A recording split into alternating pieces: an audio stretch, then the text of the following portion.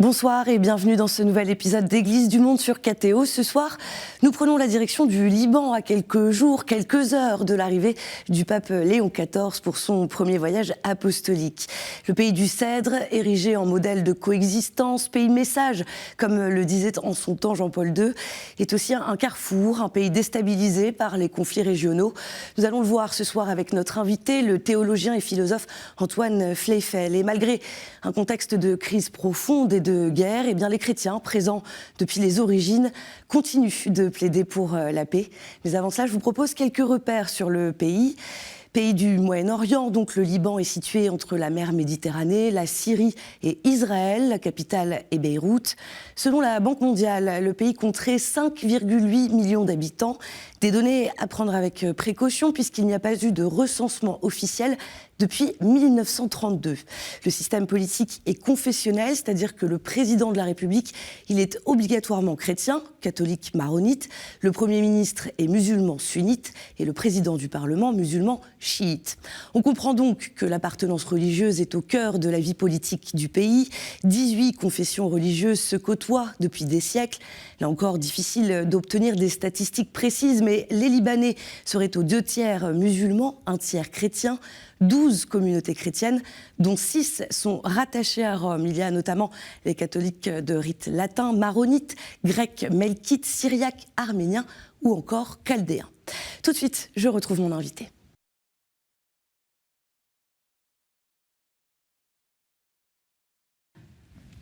Antoine Fleifel, bonsoir. Bonsoir Marion. Merci d'être avec nous sur le plateau d'Église du Monde. Merci à vous. Alors, je rappelle à nos téléspectateurs que vous êtes franco-libanais, vous êtes le directeur de l'Institut chrétien d'Orient, fondé avec le soutien de l'œuvre d'Orient. Alors, le pape Léon XIV, qui vient d'atterrir aujourd'hui à Ankara, en Turquie, première étape d'un voyage de 6 jours, il est attendu dimanche à Beyrouth. Vous êtes dans quel état d'esprit à quelques jours, quelques heures de l'arrivée de Léon XIV ?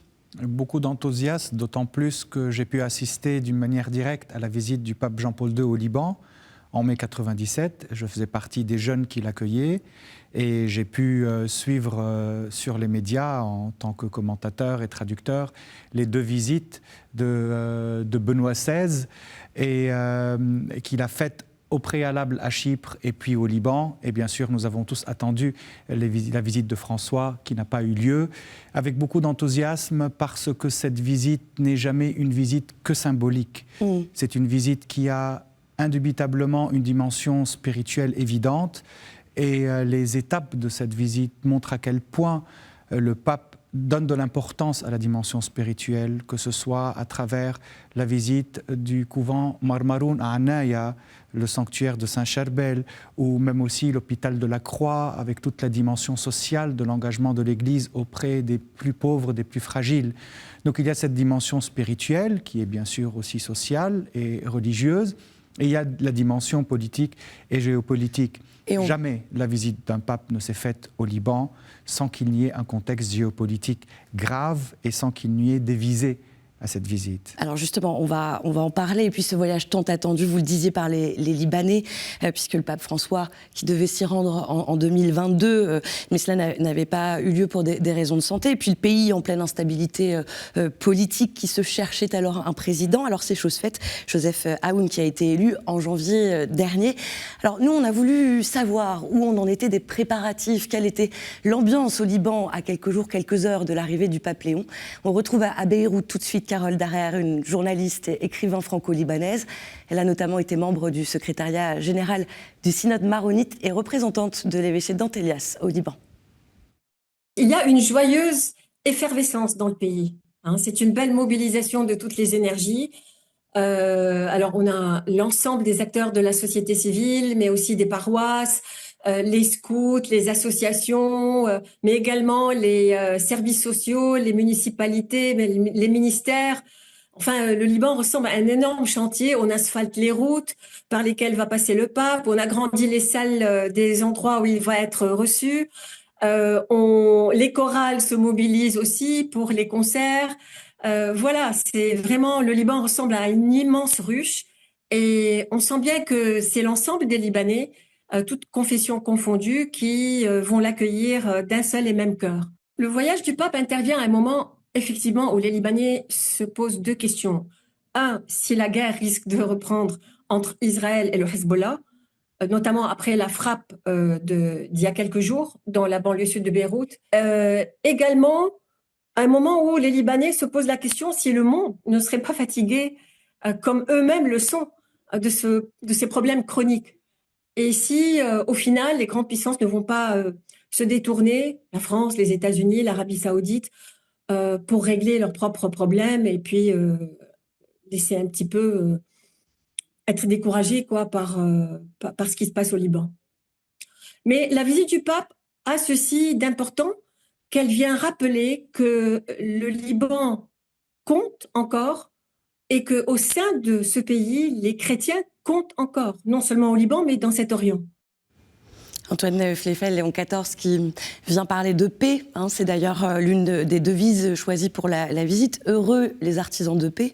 Et on entend la crainte de voir la guerre éclater à nouveau après cette visite. Alors vous nous en parliez un petit peu en introduction. Expliquez-nous en quoi ce voyage du pape Léon XIV il a une portée politique, voire géopolitique.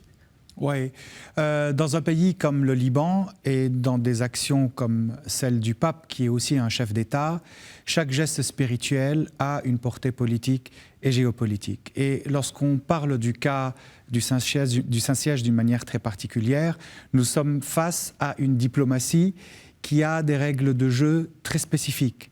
Le Saint-Siège ne pratique pas une diplomatie comme le feront des États qui ont des armées et des économies très puissantes, mais c'est une diplomatie soft qui, au cours des dernières décennies, s'est montrée efficace dans bien d'un dossier. C'est vrai que l'État du Vatican ne peut pas envoyer son armée, mais l'État du Vatican, à travers tous les catholiques dans le monde, à travers tout le réseau que le Saint-Siège possède, peut œuvrer dans le sens d'une paix. Et l'engagement du Saint-Siège pour la paix au Proche-Orient est une constante. Et peut-être que c'est l'une des choses qui rassure le plus les chrétiens et d'une manière plus spécifique les catholiques, c'est que le Saint-Siège n'a jamais bougé de cette constante. Et même lorsque, durant la première guerre du Golfe, quasiment tous les États du monde se sont rangés du côté des États-Unis pour faire la guerre que nous avons connue, le Saint-Siège était toujours là pour dire non, ce n'est pas une voie pour la paix. Et d'ailleurs, aujourd'hui, on voit à quel point il avait raison. Donc, c'est une diplomatie soft, c'est une action mondiale qui peut avoir certainement des effets sur le terrain. Ce n'est pas seulement un symbole, mais c'est quelque chose qui peut apporter du concret. La visite du pape Jean-Paul II en 1997 apporter des fruits. Vous y étiez d'ailleurs. J'y étais, et 3 années plus tard, les chrétiens qui étaient sous occupation syrienne ont pu se regrouper dans des partis politiques afin de réclamer la fin de l'occupation syrienne, qui a eu lieu en 2005. La visite du pape était un moment fort et fondamental de ce souffle nouveau que les chrétiens ont eu en 97.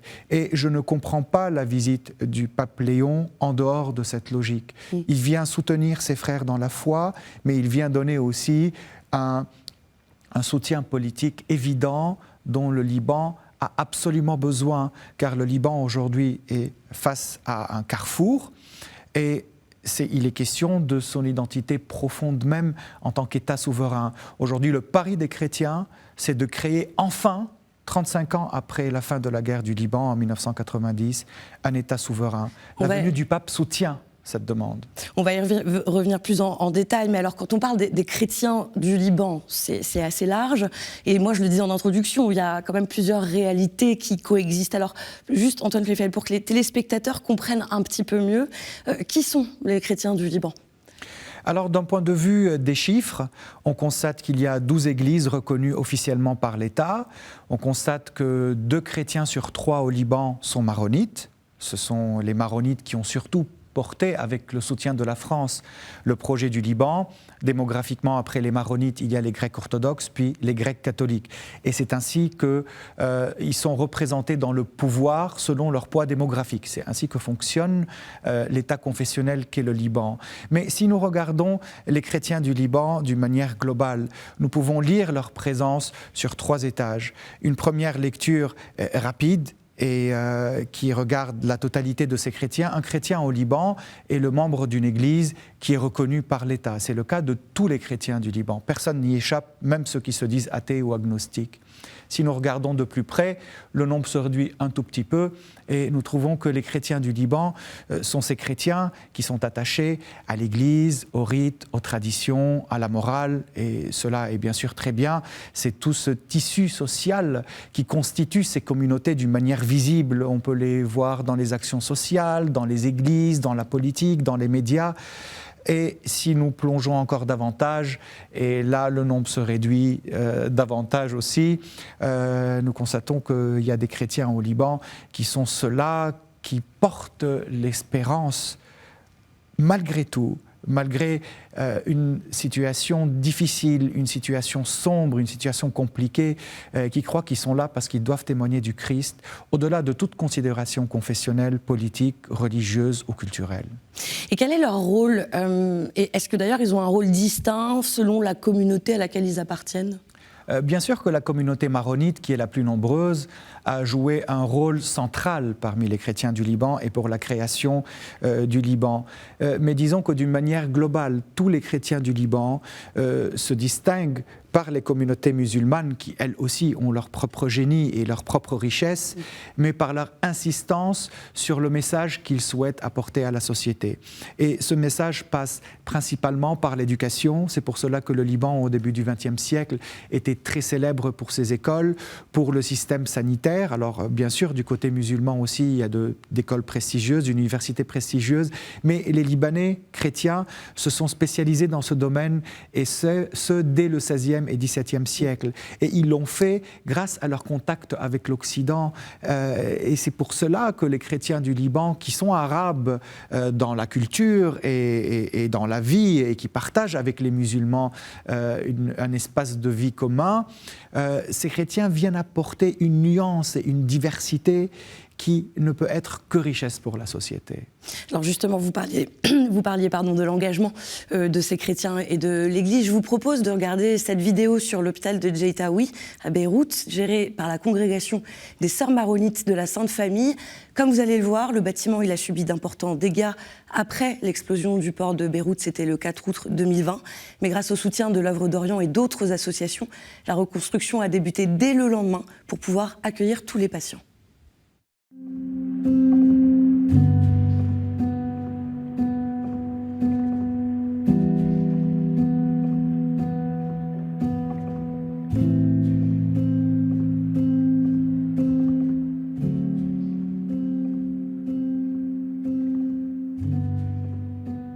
C'était une catastrophe pour l'hôpital parce que l'hôpital a été pratiquement démoli et délabré. On n'a pas eu de décès à l'intérieur de l'hôpital, on n'a pas eu de malades gravement blessés. L'hôpital a quand même, le 4 août, a pu soigner 350 patients.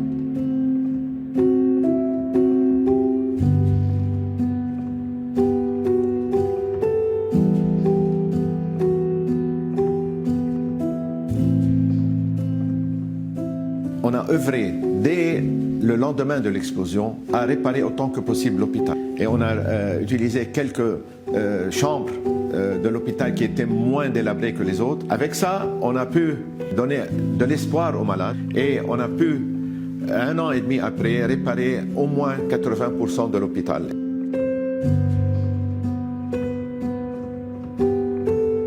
Refuser aucun malade qui vient chez nous, même les plus démunis, ceux qui n'ont pas les moyens, on le reçoit, on les considère comme des cadeaux de Dieu. Le lendemain de l'explosion, Dr Yaled et moi, on a pensé à créer un centre de soins primaires. Et on reçoit chaque mois 1000 personnes à qui on donne des médicaments vraiment gratuits. Et en plus, on reçoit tous les jours plus que 20 personnes à 50 personnes qui viennent pour des consultations gratuites.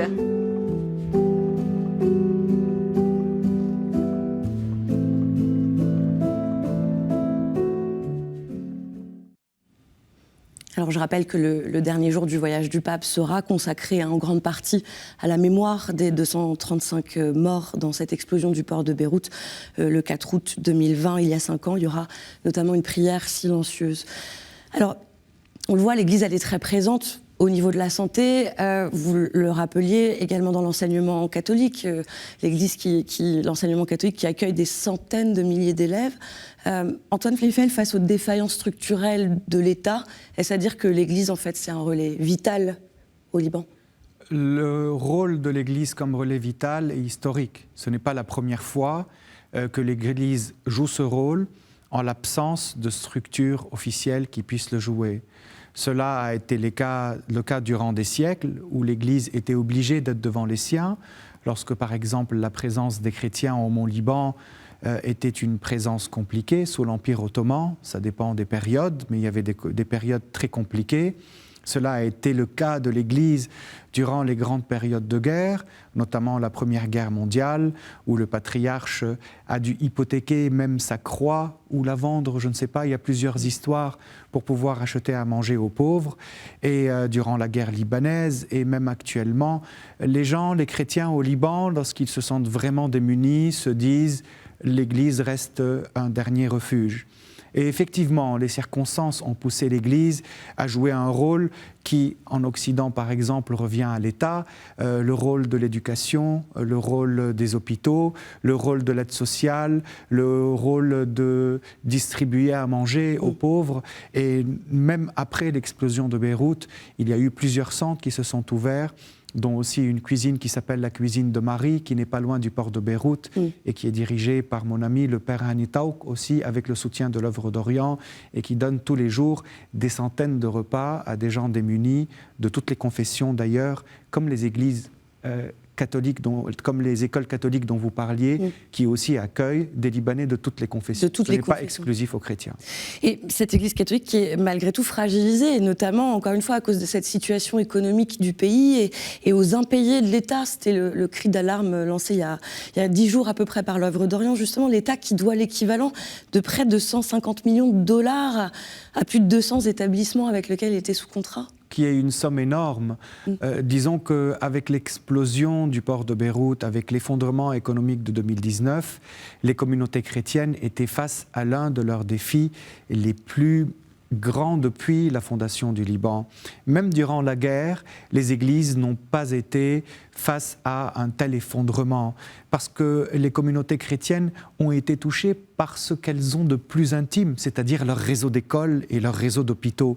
Et sans l'aide de la communauté internationale, de la France, des émigrés, de la diaspora, de l'œuvre d'Orient et de bien d'autres associations, il aurait été très difficile de tenir, et même jusqu'à aujourd'hui, la situation reste difficile, d'où l'importance de cette solidarité qui naît entre les communautés chrétiennes d'Orient et d'Occident.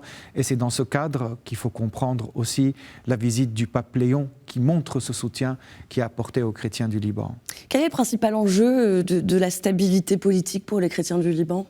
Un État fort, c'est ce que la création d'un État souverain et citoyen.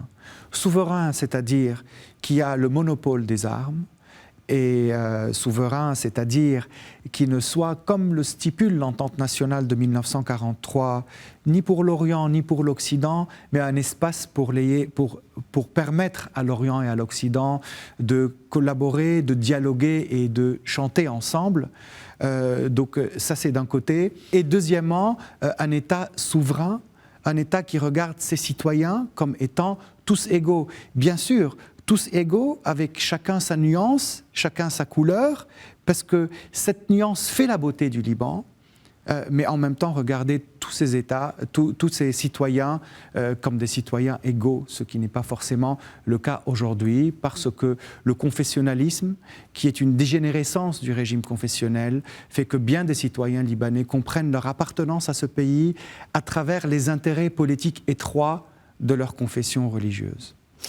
Malgré tous les défis que nous avons abordés, Antoine Fleifel, vous me disiez en préparant l'émission que la guerre libanaise, elle a poussé comme un regain de foi, de prière. On arrive doucement vers la fin de cet entretien. J'ai envie de vous demander, on crie le Seigneur dans l'épreuve au Liban. C'est quoi le cri vers Dieu des Libanais aujourd'hui ? Ah oui, certainement. On dit « Ya Allah », au Dieu, « Ya Adra », aux Vierges, « Ya Masih ». Et les musulmans, il y a Mohammed aussi, bien sûr. Je peux vous en parler, non parce que je l'ai lu dans les livres, mais je me souviens durant mon adolescence, lorsque nous étions cachés dans l'abri et lorsque les bombes syriennes tombaient à 3 mètres au-dessus de moi, lorsqu'on a le chapelet et qu'on est en train de dire « Sainte Marie, Mère de Dieu, priez pour nous, maintenant est l'heure de notre mort », ce sont des paroles qu'on ressent. C'est plus de la poésie, c'est plus de la fuite, mais c'est vraiment une présence réelle. La nature du Liban montre comment ce peuple, et si je ne parle que des chrétiens, parce qu'il y a aussi des expériences très originales et très authentiques qui sont vécues par les musulmans, qui sont aussi libanais que les chrétiens, la nature de ce pays montre comment ces montagnes, comment sa mer, comment ces villages sont des lieux où on n'habite pas seulement, mais des lieux où on fait un avec la terre qui devient un refuge, la terre qui devient un lieu de croissance, la terre qui devient il y a une sorte d'unité entre ces montagnes qui subissent tellement, mais qui restent là, solides, face aux tempêtes de l'histoire et de tous les événements. Antoine Fleifel, avant de se quitter, je voudrais vous poser 3 petites questions très rapidement. Quel est le lieu ou le sanctuaire où vous aimez prier au Liban ? L'ermitage de Saint-Charbel.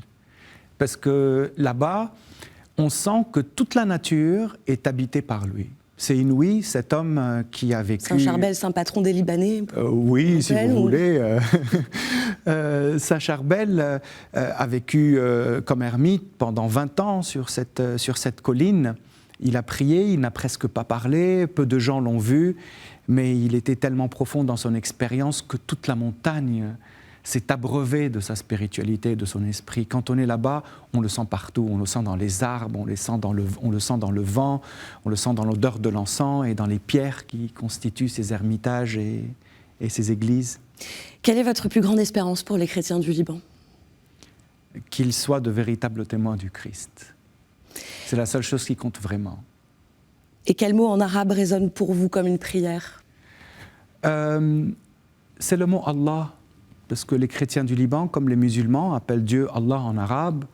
Le mot Allah, d'un point de vue très pratique, on le trouve partout. Déjà, on dit Yallah, que tout le monde connaît. Yallah, c'est Ya Allah, au Dieu. Et on dit Inch'Allah pour dire j'espère, mais Inch'Allah, c'est si Dieu le veut. Mashallah, Dieu a voulu que ça se fasse.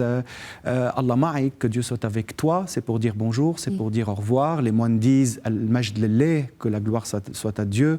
Et la réponse à ça, c'est toujours Dayman Lillah, toujours à Dieu. Je trouve que c'est le plus beau mot qui me séduit en langue arabe. C'est peut-être le plus beau mot qui me séduit dans l'absolu, parce que pour l'amoureux répète et prononce le nom de son aimé tout le temps. Et prononcer le nom de Dieu non seulement pour les choses de tous les jours, mais prononcer le nom de Dieu aussi comme les battements de cœur, aussi comme le souffle qui nous pénètre, aussi comme les mouvements que nous faisons, fait que ce Allah devient tout en tout. Et pour un chrétien, c'est l'Emmanuel, c'est Ammanuïl, c'est Il, Dieu qui est avec nous, qui nous le donne. Et je voudrais vous faire remarquer que dans toutes les langues sémitiques, ces lettres sont contenues. Il s'appelle Alloho en syriaque, donc on a le A, le L et le H. Il s'appelle Allah en arabe, il s'appelle Elohim en hébreu. En araméen, c'est Il. Et ces 3 lettres aussi en langue arabe ont cette particularité qu'il y a le Aleph, le A, c'est l'unicité, la droiture. Dieu, il n'y a que lui. C'est le L qui est le A, mais qui prend une forme. C'est la figure de Dieu, sa révélation, son image, toute la création qui rend grâce et gloire à ce qu'il est. Et enfin le He, qui est le souffle, ce Dieu qui souffle partout et qui fait vibrer. C'est pour ça que j'aime ce mot, parce qu'il rejoint l'essence de la vie et son mystère. Merci beaucoup, Antoine Fleifel. Merci pour votre éclairage, pour cette leçon aussi de langue arabe. Merci d'avoir été avec nous. Merci à vous. Et tout de suite, on continue avec la chronique du monde. Nous prenons la direction du Tchad.